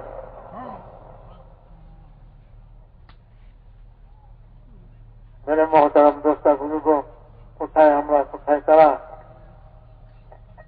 আল্লাহ তাআলা আমাদেরকে মেহনত করতে করতে যদি মৃত্যু কাল পর্যন্ত এই মেহনতের মধ্যে লাগায় রাখেন, এই মেহনতের মধ্যে জানমালের কোরবানি করতে থাকে, আল্লাহ এবং আল্লাহ রাসূলের ইতাআত আর দ্বীনের উপরে ইয়াকিন আল্লাহর উপরে পাশে থাকে, তো আল্লাহর জন্য অসম্ভব কিছুই নয় যে আল্লাহ তাআলা একদিন আমাদেরকেও ওই মর্তবায় পৌঁছায় দেন। আল্লাহ তাআলা, এটা আল্লাহর জন্য আশ্চর্য কিছুই নয়। এই জন্য সবাই তৈরি আছি তো ইনশাআল্লাহ? হিম্মত করে বলেন কে ইনশাআল্লাহ এইখান থেকে নগদ, আপনারা তো সবাই 3 চিল্লা দেনেওয়ালা, বছরে 3 চিল্লা লাগানোর জন্য অনেক আগে থেকে আওয়াজ করতেছে। এখন থেকে এখান থেকে 4 মাসের জন্য আল্লাহ রাস্তায় যাওয়ার জন্য কে কে তৈরি আছেন? দাঁড়ান দেখে নিজের জায়গায়।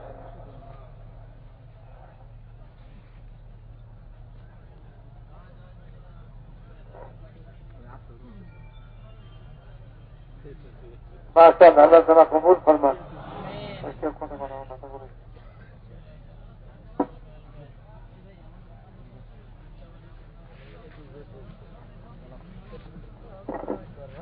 আরো দাঁড়াই ভাই, মাশাআল্লাহ।